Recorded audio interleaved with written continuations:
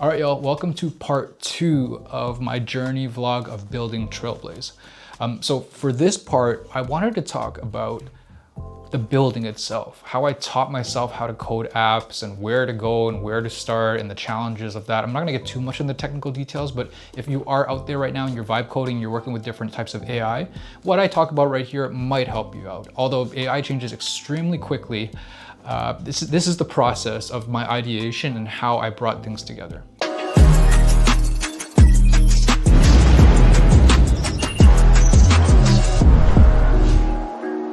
I told you guys in the last episode about how I went to Tulum to videotape a retreat for a bunch of CEOs where they really sparked the idea for me to think about this app and to reiterate this idea that I had in my head from legacy videos to now turn it into a live journal, and that's powered by AI. So one of the nights of the retreat, I think it was one of the last couple of nights before we came home. So the retreat was already done, and it was my last night staying at my buddy Adrian's house, who's one of the founders who put this retreat on. And I remember just not being able to sleep in bed. I remember just laying in bed and I just had my phone and I was just so fired up from everything that I've learned and everyone that I met on this trip. It seemed like a very transformative experience to me. So I had this idea, it just popped to me. I was like, hey, why don't I try to bring that idea of that app from legacy videos up now and try to build it into some sort of a journal. So I actually had ChatGPT. I'd paid for ChatGPT at the time. So I had this long, it seemed like 3 hours where I had a conversation with AI on ChatGPT about this app and the idea for it and who's already doing this in the world and what if I could build something that could be very helpful.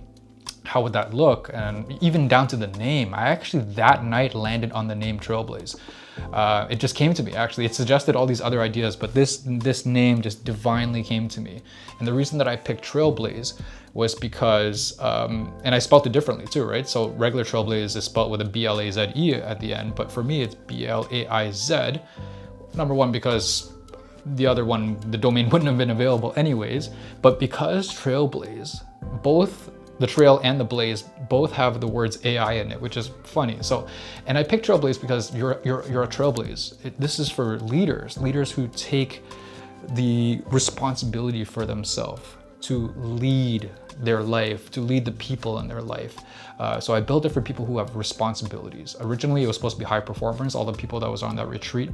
But I now have taken it to a wider audience of people who just have very strong responsibilities in their life, whether that's CEO of a business, a manager, a parent, people who just carry responsibilities and know that they do not want them to drop, right? They care about not dropping the ball, but they don't want to lose themselves and they don't want to break the connections in their life, the important connections and relationships they have in their life with themselves and the people around them. So that's who I built Trailblaiz for, and that's why it's called Trailblaiz, because we are blazing trails forward for these people in our life and including ourselves by showing up as ourselves. So that's where the idea came from. And after that iteration, I came back. And one incredible thing that Adrian told me, because I told him the idea the next morning. I was like, hey bro, I'm thinking about building this. I had this idea, I'm gonna do this, I'm gonna call it this. And as a tech founder already, a successful exited tech founder already. And I also had Mark McLeod there, former CFO of FreshBooks and Shopify, who was staying at the house, who was running the retreat along with Adrian. Like, I was so lucky and fortunate to be able to be in this situation where I was there with them. But I had this conversation with Mark. I was telling him about it on a walk to the gym. We both went to the gym together today. We had a walk, we had a great, I was telling him about it. I was like, what do you think? What would make this cool for you? And he told me, yeah, the insights would be really cool. So I'm like, all right, great, insights. But what was really powerful and what really landed with me was when I had a conversation with Adrian right before we left to go to the airport to go back. So he said, hey, it's a great idea. I take walks and I'd like to try it out as well because I have a lot of thoughts. I write things down, or sometimes I just take voice notes and memos and I just plop it into AI when I come back from my walk. So I'm like, okay, why don't I build something that when you walk, you could talk into it and like it'll do all of this for you. All you need to do is focus on being present. So the next thing he told me fired me up so much. At least at the time. I'm gonna go further along in the journey after, because mind you, this was November 2025. We are now at the end of March in 2026, okay? So quite a bit of time, about 4 months. A lot has happened in 4 months. But I was fired up and I wanted to come back home and I wanted to start building this right away. After Adrian told me, he's like 99% of people have, like 100% of people have a great idea, right? But great ideas are cheap. 99 out of 100 people won't even take, well, maybe less than 9, maybe 90, maybe let's say 90%. So 90% of the 100% of people who have grand ideas and things that they say they want to do, only 10% of that group will take things from step 0 to step 1, right? I was still at step 0. I was just at ideation. I was talking to ChatGPT, and this is what Adrian understood as well. So he told me, Andy, 90% of people will not take the step to step 1, okay? So all I'm gonna tell you to do right now is go to step 1. And man, that was so powerful because I was like, dude, you're right. You know, it's all about taking action. And I'm not a programmer, I'm just a videographer. I work 9 to 5 in the federal government here. I've never touched code, I don't know Python, I don't know any of that stuff. But I'm gonna go home and I'm gonna build on this solution that I heard at the retreat called Replit. So I went back home, fired up, and I started using Replit right away. I picked it up right away, and I registered for it. It was about $25, $30 a month, and if you went over usage a little bit, it would just charge you a little bit more. So I was like, okay, that's a lot cheaper than having to pay $5,000 to $10,000 for a developer to build this app for me, because before that was the case. Now you can build apps like basically for nothing. So it was incredible because I started feeding all the information that I had from ChatGPT, from our conversation, into Replit. And Replit works just as an agent. I don't know if you've ever used like Cursor before, but it's like that environment. So I started iterating it with it, and there was so much growing pains because like the translation from ChatGPT over to Replit, because it's trying to build something that was just ideated. ChatGPT did help me write a little bit of code at the time because Claude Code wasn't really available at the time yet. Neither were people really using Claude much either. So OpenAI was the thing at the time. So I was getting OpenAI to just write code for me that I would plop into Replit.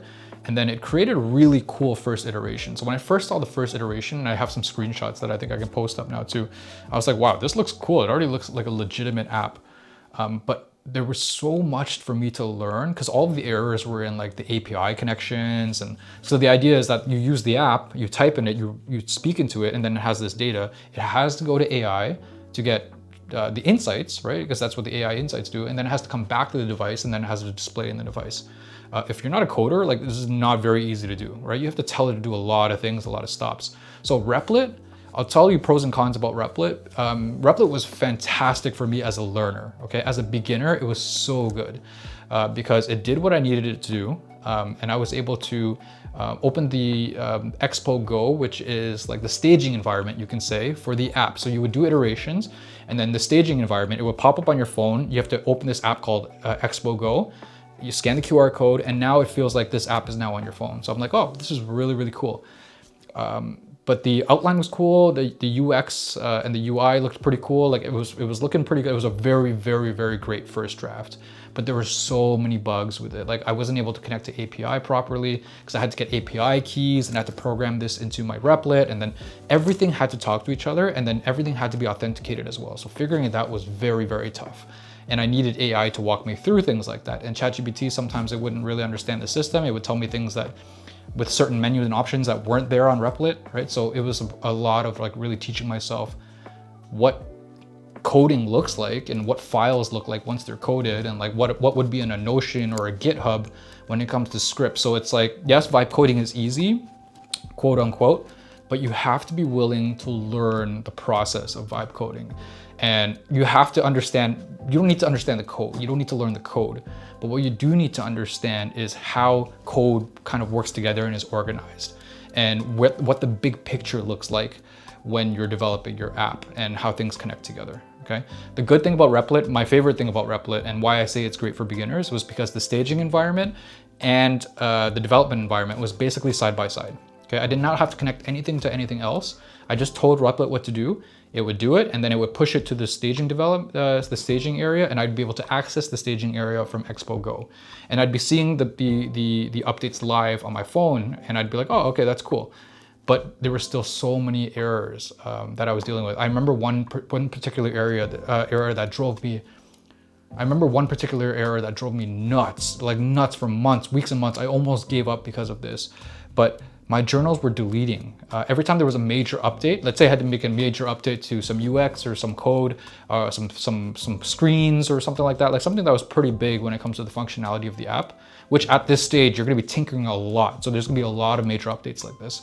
So what happened was every 3 or 4 days, and I told myself, like, I would test this thing for 10 days straight, no bugs or minimal bugs, and then I'm gonna get it out for testing. And I wanted to do this in like January, months ago. So I kept on working, I kept on journaling every single night. Every day I journaled once. So I took a walk, I journaled. I took a walk, I journaled. I took a walk, I journaled. Every 3rd or 4th night, all my energies would disappear. I'm like literally, I poured my heart into these journal entries. They're gone now. And now that they're gone, I can't build insights with them, right? So remember, I'm building weekly insights, monthly insights. Now they're gone. So what the hell am I gonna do?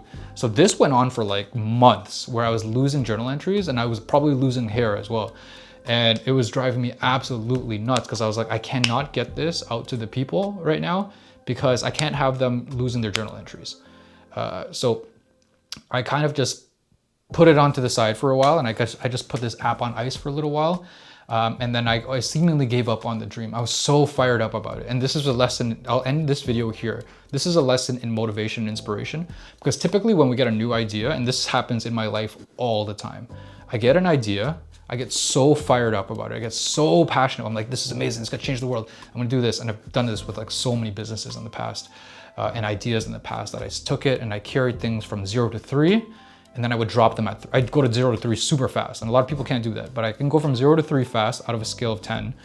But then I would drop it at 3 and it would never be able to come at 10 because I dropped it, right? So it just happens over and over and over. It was a recurring theme in my life.